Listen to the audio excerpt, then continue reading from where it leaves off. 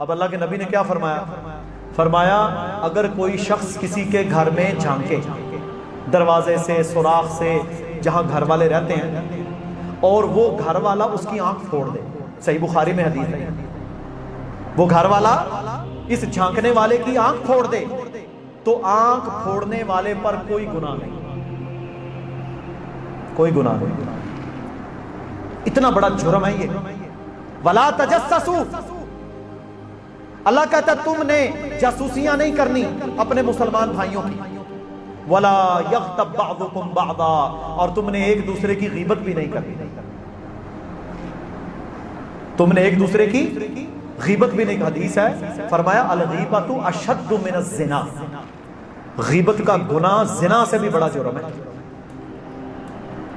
غیبت اعمال کو کھا جاتی ہے۔ صحابہ نے پوچھا یا رسول اللہ صلی اللہ علیہ وسلم غیبت کیا ہے؟ فرمایا غیبت ہے کہ تیرے مسلمان بھائی میں کوئی غلطی ہو،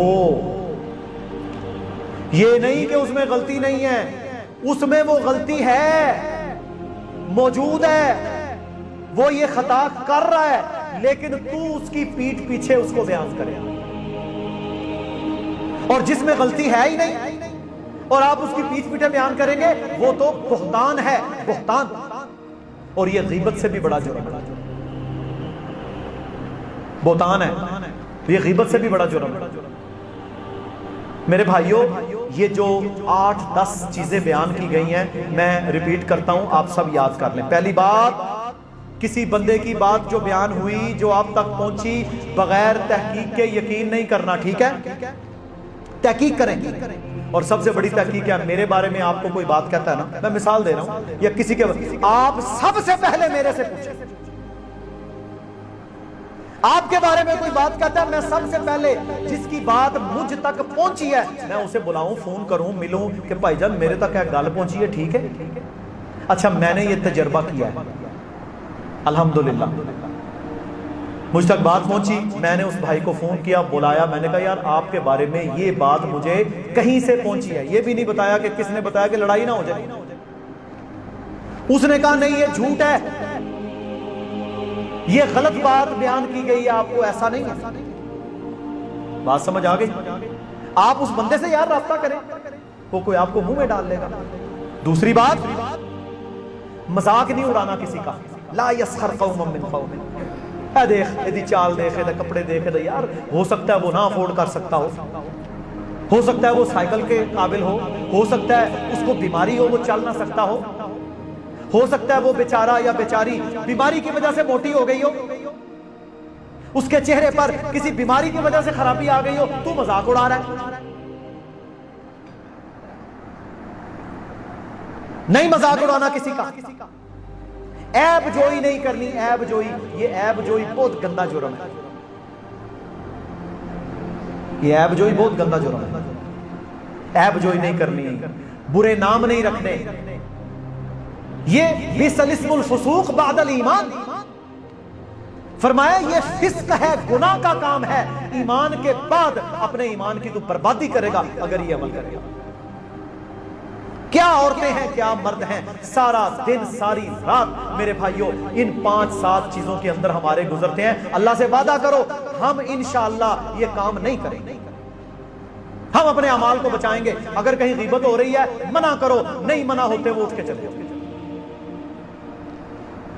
رسول اللہ صلی اللہ علیہ وسلم نے فرمایا تو مجھے 2 باتوں کی گارنٹی دے دے، میں تجھے جنت کی ضمانت دے دوں، ایک اپنی زبان کی اور دوسرا اپنی شرم کا۔ ان 2 باتوں کی گارنٹی مجھے دے دے، میں تجھے جنت کی ضمانت دیتا ہوں، رسول اللہ صلی اللہ علیہ وسلم نے فرمایا۔ کتنا بڑا عمل ہے۔ اور میرے بھائیوں ان ساری باتوں نے آج کیا کیا ہے، اس کا نقصان کیا ہوا ہے؟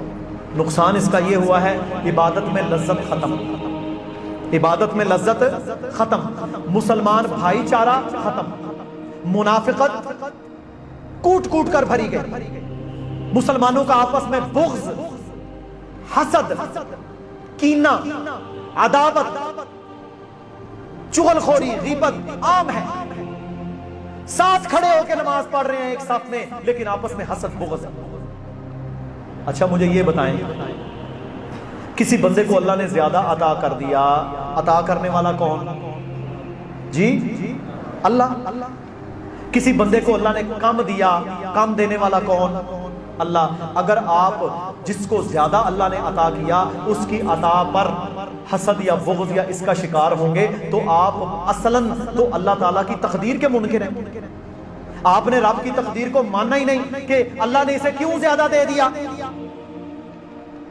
اور کسی کے پاس کم ہے تو وہ ناشکری کرے، وہ بھی اللہ کی تقدیر پر صحیح ایمان والا نہیں ہے کہ وہ اللہ کی تقدیر کے حوالے سے شک کا شکار ہے۔ یہ میرے بھائیوں وہ برائیاں ہیں، یقین کریں کہ جنہوں کہتے ہیں پنجابی چ راہ جاندہ عذاب، جس کا کوئی فائدہ ہمیں نہ دنیا میں پہنچتا ہے، نہ ہمارے کاروبار میں، نہ ہماری زندگی میں۔ کسی کی غیبت، چغلی، عیب جوئی کر کے کوئی فائدہ نہیں ہوتا۔ کوئی فائدہ مجھے کوئی بندہ گنوا دے، کسی کی عیب جوئی کر کے، برا نام رکھ کے، جھوٹی بات پھیلا کر، کوئی فائدہ آج تک کسی کو ہوا ہے؟ کوئی ایک فائدہ۔ غیبت کا، چغلی کا کوئی ایک فائدہ، بہتان لگانے کا کوئی فائدہ نہیں ہے اس کا، زیرو، سوائے اس کے کہ بندے کے اعمال برباد ہوتے ہیں، بندہ گناہوں میں لتھڑتا ہے اور اسلامی بھائی چارہ ختم ہو چکا۔ نفرتیں کیوں ہیں؟ جب آپ بغض رکھیں گے، حسد ہوگا، آپ کو کینہ ہوگا، عداوت ہوگی، آپ اس کی سارا دن غیبتیں کرتے ہیں، بھائی چارہ کہاں سے آئے گا؟ وہ کہاں میرے بھائیوں بھائی چارے کہ جو مسلمان کی حرمت کے لیے، مسلمان کی ایک کفر سے جو شہید کی لاش لینے کے لیے کتنے کتنے لوگ شہید ہو جاتے ہیں، وہ بھائی چارے کہاں؟